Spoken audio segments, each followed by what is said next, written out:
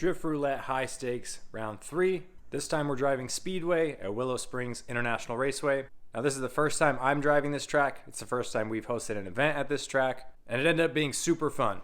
This video is kind of my perspective as a driver. We'll do a full recap video a little bit later.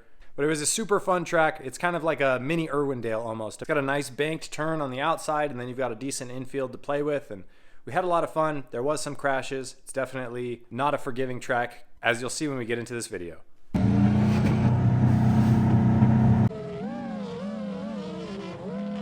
Alright, first lap on a new track.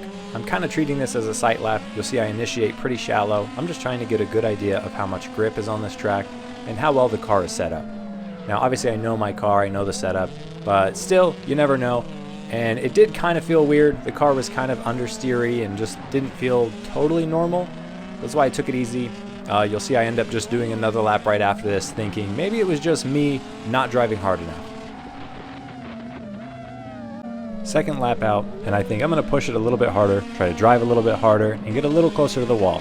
So I initiate, the car starts to understeer, I tap the brakes, which makes the understeer worse, and then I force the transfer over so I don't slam into the wall, and it actually ended up putting the back of the car into the wall.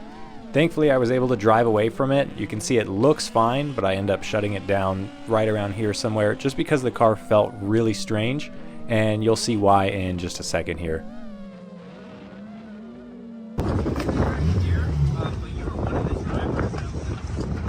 Two whole laps into the event, got a little too close to the wall and bent the factory camber arm or like spring bucket thing. This thing doesn't really look bent, but it is, so the alignment's off. Thankfully I have some spares at home, a friend's bringing them. Swap them out, hopefully should have enough time before my actual battle. I think I'm like the very last battle, so that worked out. Thankfully it didn't hurt the wheel. It was just dumb. The car doesn't feel right. I got to take a look at the front end or something because it started to understeer at the wall, so then I like flicked it kind of late, which put it into the wall, and I was able to drive out of it. It wasn't like a bad wreck or anything, but just clipped the wheel enough to bend the suspension arm, so get it fixed, get back out on track. Car's fixed. We're out here at Speedway. Let's see how we do.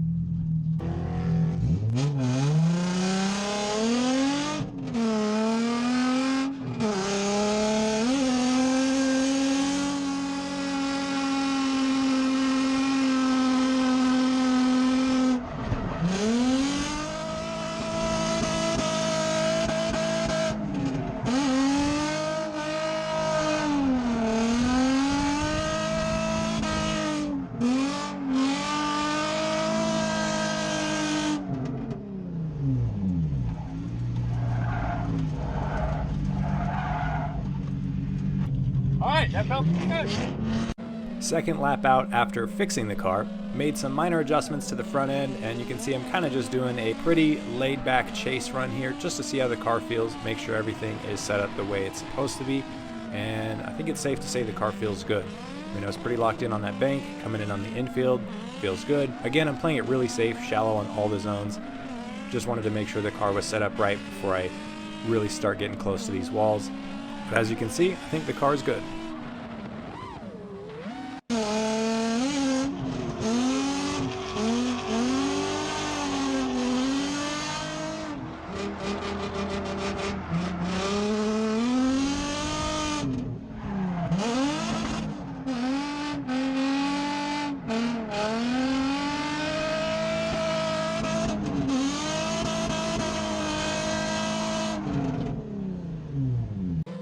Last lap of practice, and I thought, let me treat this one as if it was a competition lead lap. Let me fill this zone, get all the way out to the wall, and we do just that. That's me clipping the wall, which actually kind of straightens the car out and pushes me off the line. You'll see I go really wide, totally missing that inner clip.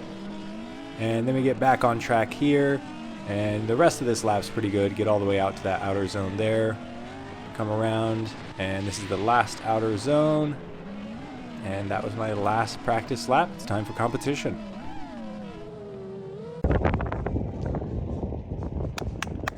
Game day, baby. No, I'm just kidding. You're not in my ear. I'm telling you, you're doing dog shit, dude. Yeah. I need you to do better. Dude, I watched your first lap like, what are we doing? My first lap.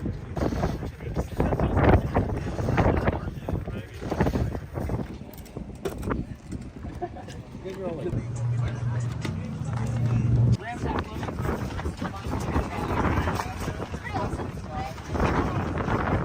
standing cone on the inside that you come across, that is actually an inner clip.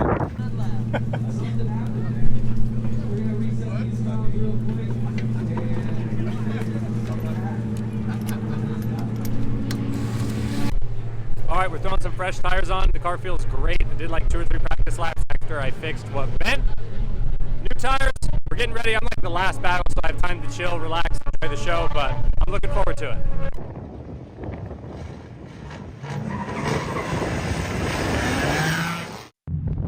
All right, he's gonna take lead. Cool.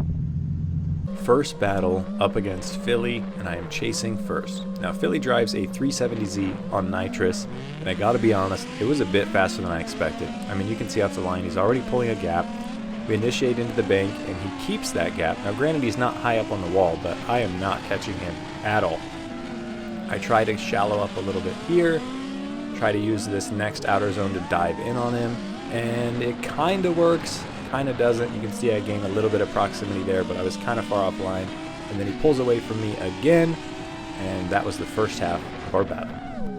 While I didn't have a spotter for this event, it was pretty obvious that he pulled a good gap in the lead. So on my chance to lead, I knew I had to put down a good run. Now I initiate on the wall, and then I kind of fall off. I worked my way back up there. Not great, but not bad. This inner clip, absolutely perfect. That was the best I had done it all day. Big angle, flick towards the wall. That was the widest I had been all day on outer zone 2. And then we come back around to this last outer zone, which I missed most of, but overall a pretty good lead lap. Here it is from another angle, because why not?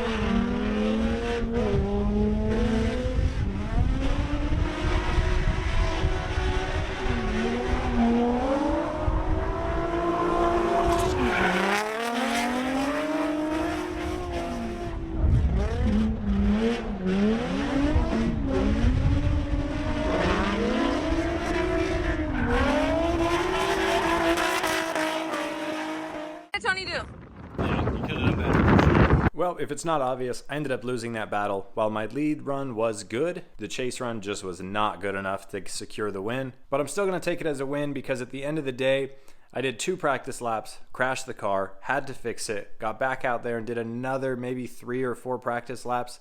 And I was able to pull that together to put down a real solid lead run on a track I've never driven before.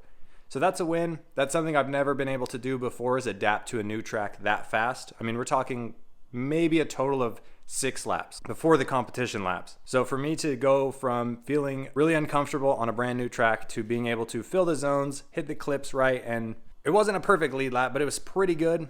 Like I said, that's a win. I'm learning, I'm getting better each time I go to one of these things, and that's what it's all about. All these experiences will someday add up to a win or a podium finish or something like that. All I know is I'm getting better, I'm learning a lot, and I'm having a ton of fun doing it, and I hope you guys are enjoying the show. This definitely was not the end of the event. Like I said, I was the last battle in the top 16, but there's still a whole show to get to. I'm not going to show the whole thing. That's all going to be in the recap video, but I'm going to show you a couple more highlights because things did get a little crazy. And as with any Drift Roulette event, you know it's going to be a good time. Alex, it's on fire! On the bottom front, on the bottom.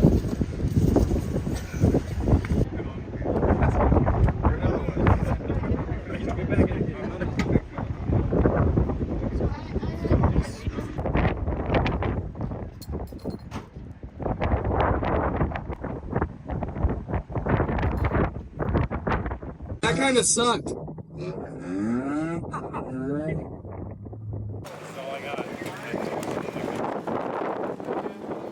All right, we are pulling cars out. They're gonna warm up this tires. It's coming across.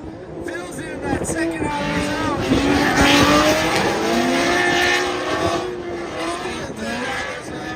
Alex is still there. Philly is still in there. Bring it on. Are we saying this is Drift Roulette? Or welcome to Drift Roulette? This is Drift Roulette. And we're here to f shit up. That's a wrap on my perspective as a driver of Drift Roulette High Stakes Round 3. Speedway at Willow Springs was an absolute blast. We're definitely going to be hosting another event there. It's a really fun track. It really pushed some drivers out of their comfort zones, and I think everybody had a lot of fun. I hope you guys enjoyed this video. Make sure you're subscribed because like I said, there is a full event recap video coming real soon, so stay tuned for that. But until then, I'll catch you in the next one.